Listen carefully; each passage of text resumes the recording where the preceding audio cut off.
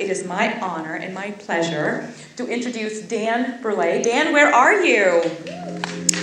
Dan is the founder of Breath Mastery. He is Tony Robbins' coach, and he has just come directly to us from 5 countries. He was in Prague last. So it is truly my honor to introduce Dan to you. Dan, over to you.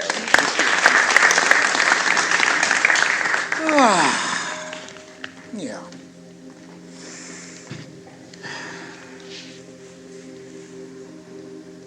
So I got the craziest job in the world. I teach breathing. But breathing is one of those things like balance. It cannot be taught, but it can be learned. So I have a friend in Moscow, 20 years already, 25 years I've had this friend. He's all things Chinese. He owns a Chinese tea house. He publishes a Chinese magazine. He collects Chinese art. He practices Chinese medicine. The guy is just all in for Chinese. And so we had this conversation. How do you teach something that cannot be taught, but can only be learned? Like whistling. When I was a kid, my father used to take his 2 fingers and somehow he got this wicked cool whistle out of that. I tried that forever. Never got anywhere. But you play with it, you do something, and all of a sudden it slips out, and then you lose it, and you try to find it again, but pretty soon you got it. So whistling is something you can't teach, but you can learn. Balance is something you can't teach, but you can learn. And here I am teaching breathing, which cannot be taught, and can only be learned. So me and my Russian friend decided, we talked it over years, and we finally arrived at something. Okay, how do you teach something that cannot be taught? Well, you tell people stories, you give them things to practice, and you leave the rest up to God. And so that's what I've been doing. I have written an article about breathing every month since June of 1976, when I was at the University of Massachusetts. I haven't missed a month yet since June of 1976. I'm obsessed with breathing. I'm a missionary for the breath. I'm obsessed. I was the kid at 5 years old who was having the breath holding contest in kindergarten. That was me. I drowned several times, had to be resuscitated the last time. I was a deep sea diver in the military. I mixed gases for breathing. I mixed helium and oxygen for diving. My first job was an x-ray technician, and one of the easiest x-rays to take is a chest x-ray. And when you take a chest x-ray, guess what you tell the person? Taking a big breath, hold it, and then click, you take their picture. Well, I probably took 3,000 chest x-rays in 2 years, and everybody did something different. The muscles they used, the expression on their face, what they thought was a full breath, what they went through to accomplish a full breath. People don't realize just how much they're giving away about who and how they really are through their breath. We've learned to disguise the look on our face. We smile because it's polite, but on the inside, we probably often don't feel like smiling. I look tough, but I'm really scared, stiff. So we disguise our body language.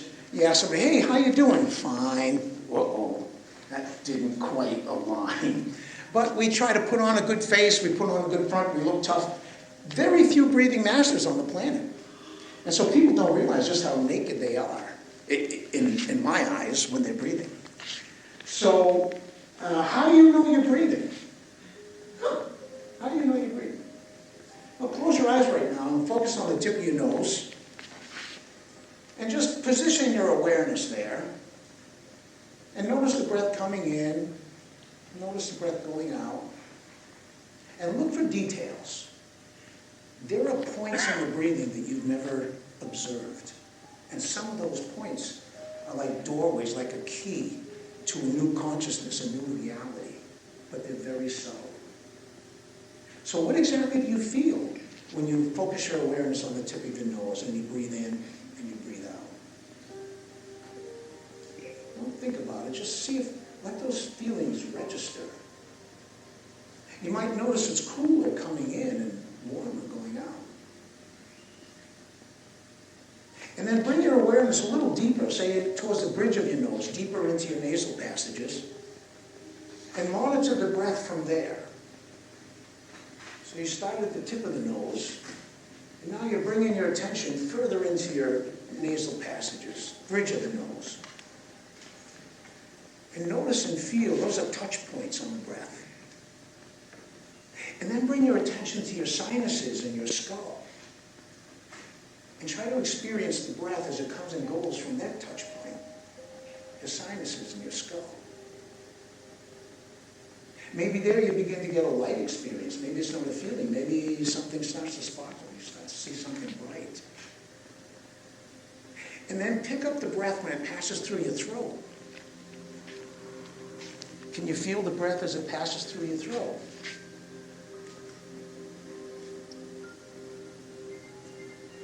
And then create a little loop of awareness. Tip of the nose, bridge of the nose, sinuses and skull, throat. Just like a little wheel. Tip of the nose, bridge of the nose, sinuses and skull and throat. And just breathe in and out and sense the breath. Touch the breath from all those places. And then pick up the breath up on here under your collarbones. And now you sense the breath is in the form of movement. And on purpose, create a little extra movement there under your collarbones. Let that place be soft and flexible and available to the breath. There are some subtle feelings, early infant feelings live up there. Is that place alive in you up under your collarbones? Is the breath free up there? Can it move? Is it supple?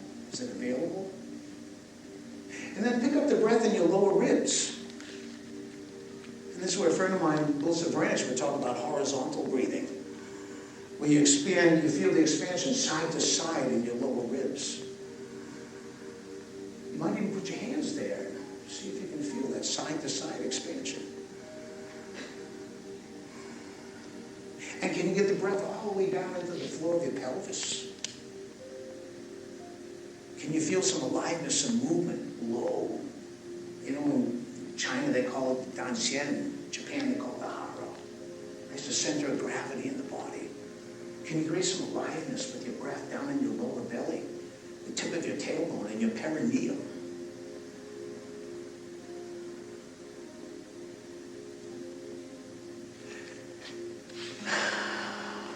So that was a sigh of relief. When do people take sighs of relief? Well, I think it's the University of Nebraska or Midwestern University Medical Center about 20 years ago did a study on sighing, and they came to realize that about 12 times a minute, 12 times an hour, or about every 5 minutes, you take what we would call a physiological sigh. And that's an inhale that's twice as big as normal. That extra stretch, that extra expansion, that's what causes what we experience as a sigh of relief.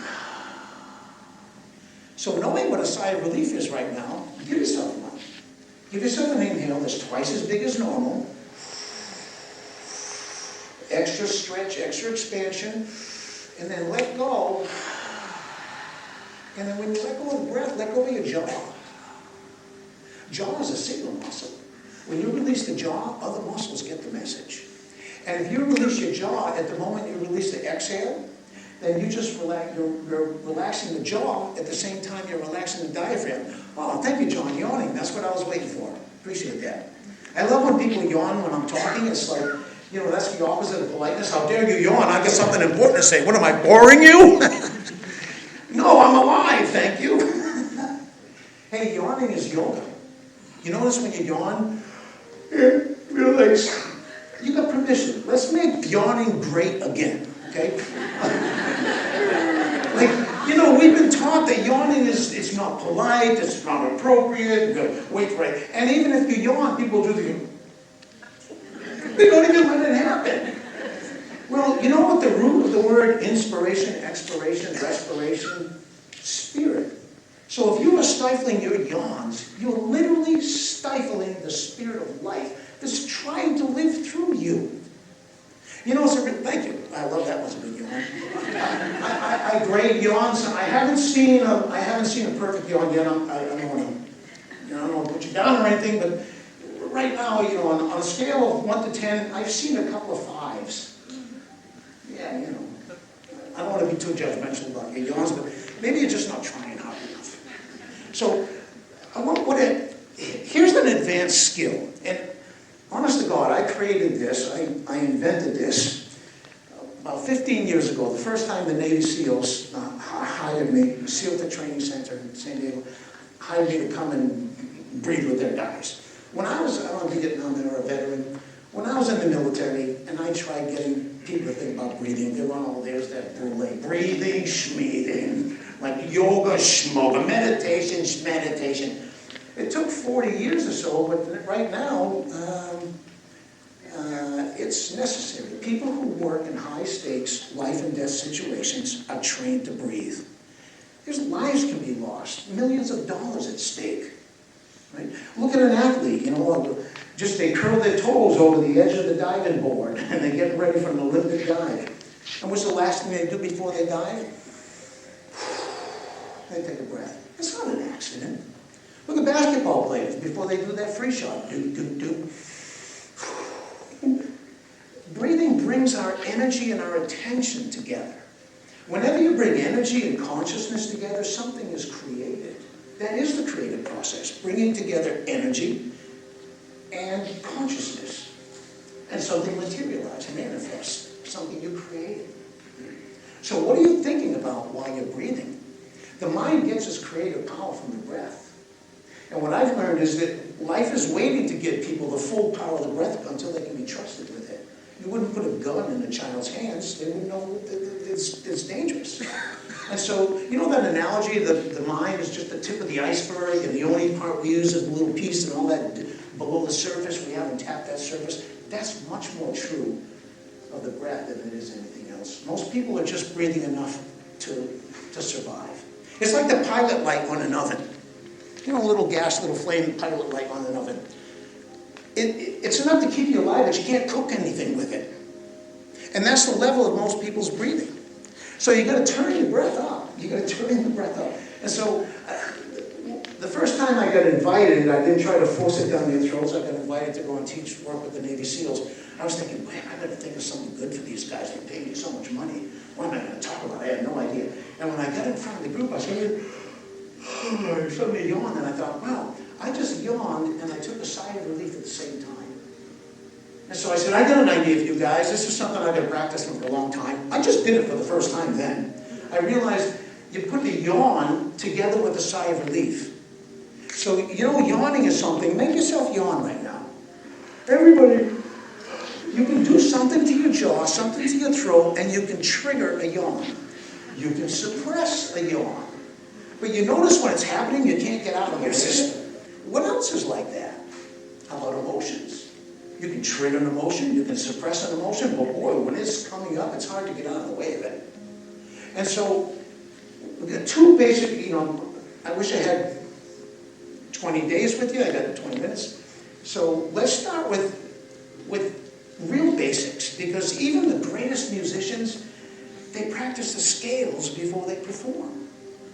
And the higher you want to go, the better you want to get, the more often you have to return to the basics. And what is more basic than breathing? So, what I want you to do is just give yourself this big sigh of relief. I want it to be dramatic, theatrical, Shakespearean sigh of relief. Right? Imagine yourself as a Shakespearean actor, you come up on stage, you have no words in the play, you have to give yourself the yawn and a sigh of relief that everybody else goes, oh, I wish I felt that good. Because your lizard brain is your audience. Your amygdala, this ancient part of our crocodile brain is watching and monitoring every breath you take. And so you're sending messages to your nervous system with every breath you take. You want to stop being conscious of the kind of messages you're sending. So take the most beautiful one. Take your time on the inhale. No rush. Already the lizard brain goes, whoa, no hurry.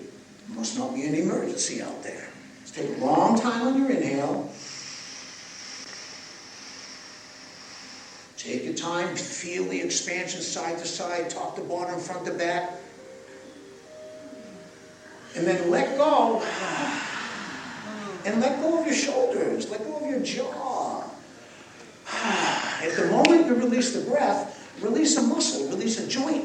And the toxins and the energy that's trapped in your nervous system, the breath's going to pick it up like a flowing river and take it right out of you. But you're going to be letting go in that moment. I live in the Baja down in Mexico, Los Cabos, and it's dry tropics, very hard, packed, mineral-rich soil. And so when it rains or when the water comes down from the mountains, it just washes along the surface. But if you turn the soil, if you loosen the soil, when it rains, the soil drinks up the water. So relaxation is half the work in breath work. I think I'm teaching breath work. Half the work in breath work is relaxation. So pull in energy on purpose. Fill yourself up on purpose. Take a bigger breath than usual on purpose. And then when you let go, really let go. You might even wiggle something while you're exhaling. Just shake and wiggle something. Big breath in.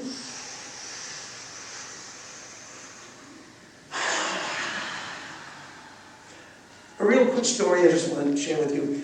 I got this book. One of my teachers was passing through my house back in 1980. And I saw this book. He was working through his stuff in the back of his van. And it was a book with a picture of this Chinese guy on the cover and said, "A Brief Introduction to Chinese Medical Breathing Exercises." It was a book on Qigong. And I don't know, there was something about the guy's face. I grabbed that book, my friend Leonard. He said, "Oh, I haven't read that yet." I said, "Well, you're going to be here for a few days. I'll read it and give it back to you before you go." He never saw that book again.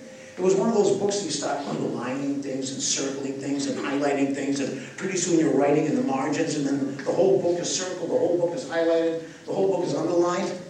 And there was one exercise I loved in there. It was called prolonging the inhale. Prolonging the inhale. And over 3 years, I got up to a 4-minute inhale. I can inhale for 4 minutes without stopping. Pretty cool. And when I first traveled in Russia, I felt like a circus pony. Hey, show us that eternal inhale, man. Like, I started. So, as it turned out, there was a problem with the translation in the book. And it wasn't prolong the inhale, it was postpone the inhale. So for 3 years, I mastered prolonging the inhale, and it wasn't even a thing. But that's the beauty of breath work. Nobody can do it for you. And if you start to tune into your breath and you start noticing details, you're going to start noticing other things. Because the more conscious you become of your breath, the more conscious you become of everything. The more aware you are of your breathing, the more aware you are of your posture, your words, your environment, your surroundings. Breath awareness leads to awareness of your habits, your patterns, your fears, everything that's trapped in your nervous system, everything that's around you, your situational awareness increases. So when do we take a sigh of relief? We take a sigh of relief when we're in pain, and the pain goes away. Up until then, the pain locks up the breathing. And when the pain goes away, what happens? You don't think about it. You don't do it. You don't make it happen. It happens because you just went from a state of pain to a state of no pain. And that breath naturally expressed itself. When else do you hold your breath? You hold your breath when you're afraid, when you're in a panic. And when the fear goes away, what happens?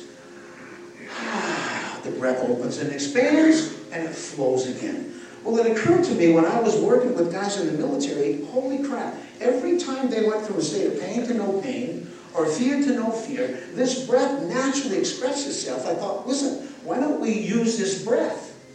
And maybe we can make pain go away. And maybe we can make fear go away. It's a two-way street, and that's the magic of breath work. Every emotional state, every psychological state, every physiological chemical state has a corresponding breathing pattern. An associated breathing pattern. When you identify that breathing pattern, you get your hands on dynamite.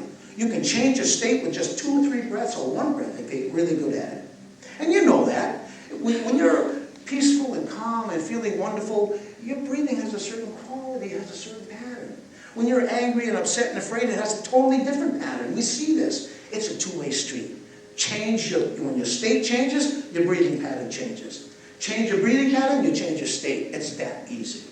So the synopsis of my book, the basic idea of my book, Just Breathe, is all of the high states and the extraordinary abilities that we normally associate only with the great saints and the mystics and the warriors and the gurus. Those those same high states and extraordinary abilities are available to everybody with a belly button. And the breath is the key to unlocking that potential. And so my job is to travel around the world and seduce and cajole and slap and shake and do anything I can to make people breathe. Because the more you breathe, the more alive you are. And the more you get conscious of your breathing, the more you get conscious of everything. And there are breathing patterns and breathing qualities that are associated with really high ecstatic states. And when you identify those breathing patterns, you have a way to get into some of the most beautiful, peaceful, sublime states and the most ecstatic states.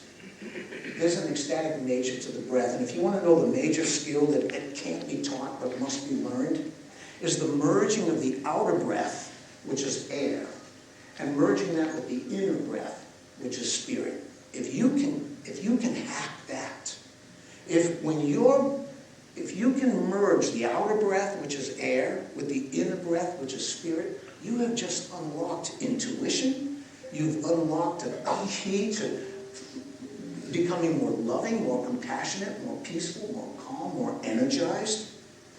And here's the thing I learned from the Navy SEALs when I taught this thing, combined yawning and sighing. Before I do it, before I leave, just try it, just for a couple of minutes. See if you can't trigger the yawning reflex.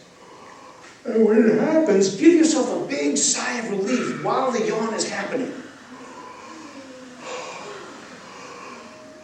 So the yawn opens something up in your throat that you can't open directly.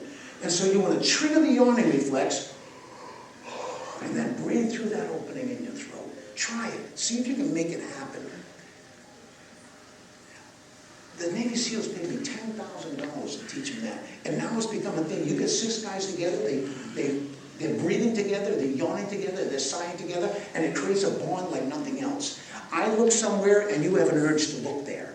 I sense something and you feel it. It creates, there's a beautiful, I'll end with this, there's a beautiful spiritual idea that we're all connected, we're all one. Isn't that a beautiful spiritual idea? But how many people, is that your actual experience? Well, you know what? The breath that's inside of you right now was inside of her just a couple of minutes ago. The breath that's inside of you was inside of him just a few minutes ago. We can't hide from each other. Literally, the breath that's in you right now, circulating through your body, it was in somebody else's body. You can't get more intimate than the breath. And there's a book called Caesar's Last Breath, and the science proves it. Literal molecules of air that circulated in the Buddha's body, Jesus' body, Krishna, the great saints, the ancient people. Some of those literal molecules of air are circulating in our body right now. We're all sucking off the same bubble of air on this planet. And it connects us. It's not just a pretty spiritual idea. The breath connects us. It connects our mind to our body. It connects our subconscious mind to our conscious mind. It connects us all to each other, and it connects us all to God and the source of life. And we need to wake this realization up. We need to live from it, because that's the end of violence. That's the end of war. When I feel my connection to everyone, how can I hurt anybody? So I hope you breathe. I hope you practice. I don't know how much time I think.